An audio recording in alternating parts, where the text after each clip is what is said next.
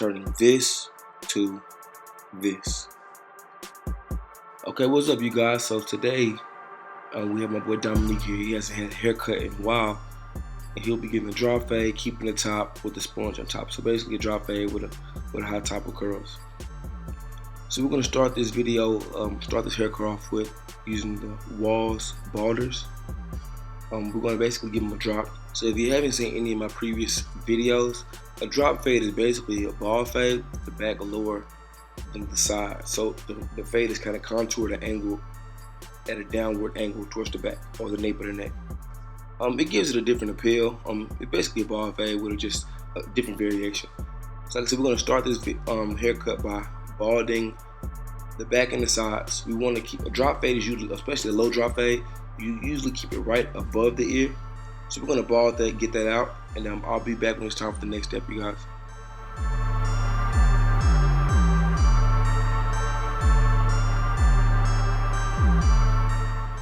Okay, so right here, all I'm gonna do is basically take my Slimline Pros, just make the hair extra bald. The shaver, the balder is a very nice clipper, but there's nothing like getting it even the more bald the better. And I think my edges, since I have a modified or a zero gap, gives a much better appeal. Every little detail matters, especially with a bald fade. You don't want one of the bald fades with hair still on the side. It's an incomplete, a messy cut. So make sure you keep everything neat. And I'm just basically going around my perimeter. Whatever line I put in, I can take out with the same clipper that I put it in with. Remember that.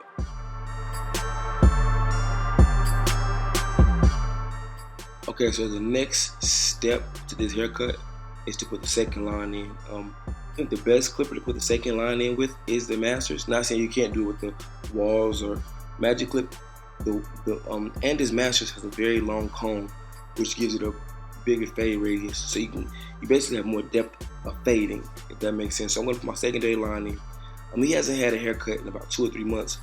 My boy D hasn't. So you want to make sure when you're doing a cut that's been so long, you stick to the plan. Whatever steps you deem necessary to do this cut, you stick to it. So for me, I bald it first, then I put my secondary line in, and I'm about to start taking the bulk out. Well, first, I'll get this line out. I'm about to blend the hair into the skin. My next step is to debulk it. So I take one of my biggest guards that'll cut something off, so maybe 2 or 3 when you're doing a fade like this, and you just basically thin out your workspace.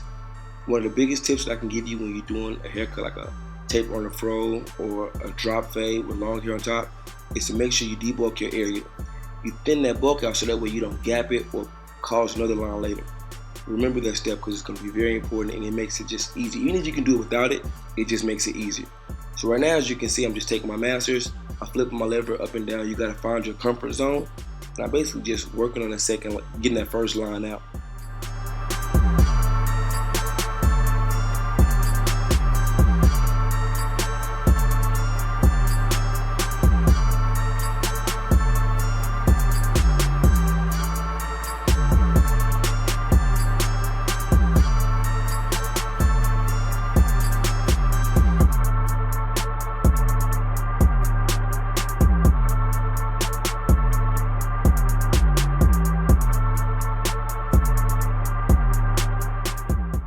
So now it's time to debulk. Very important step, very big tip. Something that I inherited in my game a long time ago, and I found that it makes the process easier. The hardest thing to fade is a fro. From skin to that thick, especially when my man has coarse hair, it's just difficult. So you wanna, whenever you're in a difficult situation, you find the easiest possible route to get the job done. So I'll start with a 3. If the 3 didn't take much off, I'll put the 2 on. Pushing the clipper into the scalp and I'm pulling it out. I don't want to take too much off at a time because now I'm actually fading. I want to debulk, which is thin out that workspace. So when it's time for me to do my fade work, it's just an easier transition. See, now I'm starting to fade. I'm still debulking. It's kind of a blend with the 1.5 because it's the big guard, but it still takes off quite a bit of hair one time. And I just flick my wrist. I push in, pull out. So it's all about techniques and strokes. The more you do it, the better you become, I promise. So it's all about repetition. But you guys just watch me and I'll be back when it's time for the next step.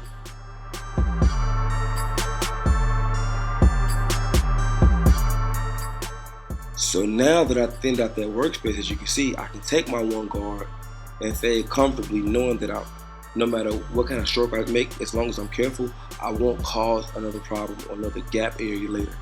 It's all about steps. Step 1, 2, 3, 4, 5. The more steps you take, the easier you make the process for yourself. It's all about getting the best cut in the quickest amount of time, but you want precision and accuracy. So you debulk, then you go back and fade. So you guys watching, I'll be back when it's time for the next tip.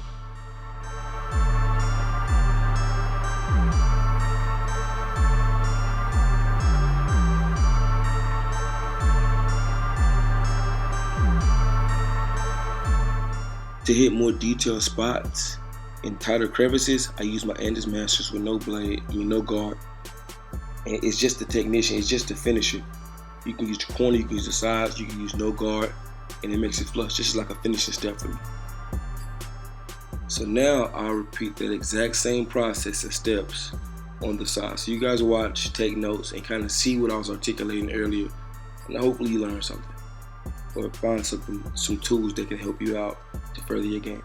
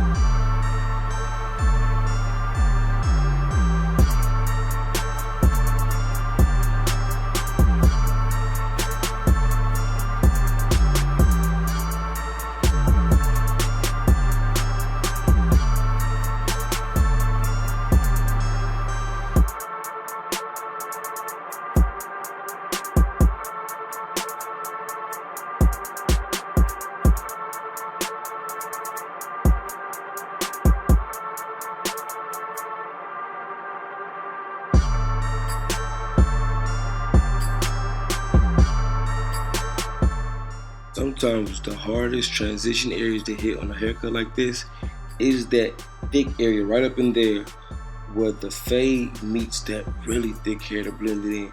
You don't want to leave it chilly, you don't want to leave it bulky because it stands out depending on how they wash their hair, how they shape their hair.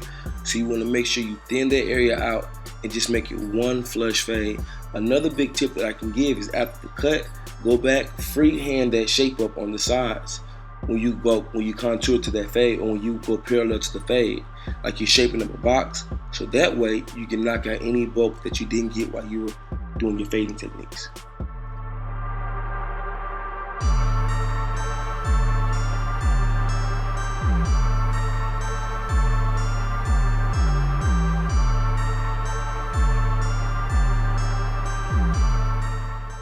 Now it's time for the edge up, like the most important part of the fade. I usually start the edge off with the razor. I usually start the edge up with the razor blade. It's my specialty. It's my favorite. But with hairstyles with longer hair that curl over the edge up with the razor, that will run from the razor, I love the clipper, the trimmer, because I love the vibration.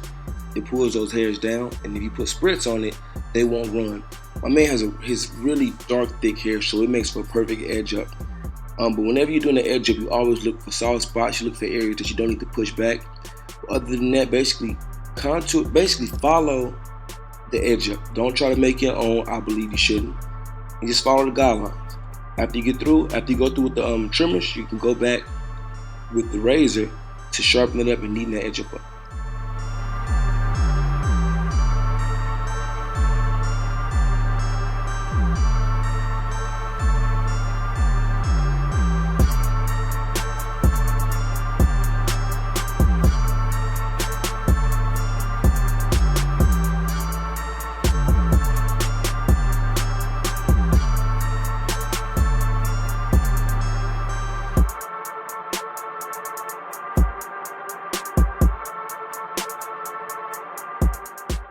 Okay, so it's beard time.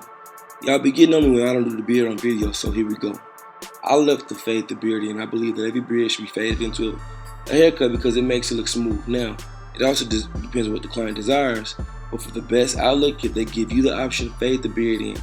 After you fade the beard, you hit the top of the beard to knock those hairs that will otherwise curl over the edge up, knock them off. so that when you come with your razor or whatever you use to edge it up, you don't have to worry about last minute hairs hanging over, messing up what your artwork. So as you can see, that's what I'm doing. I'm knocking those. I'm not cutting the beard down. I'm just hitting those edges. Then I'm gonna come back with that razor and glide it, make it a nice glide. See how I stretch the skin right there? I start at the high cheekbone because this hair that grows all on the cheek. And even if you can't see them, if you get them off, it'll look neater. And I basically follow the guideline. See, I'm telling him to blow his cheek out so that way the area where the jaw and the lip meets, I can get it easier, and I use the tip of my blade.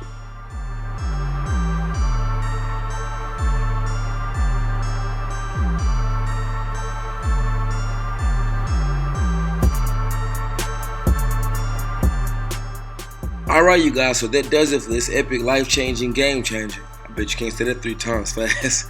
Nah, but I appreciate you guys, man. Let's go and get to this 100K subscribers, man. So y'all go and subscribe.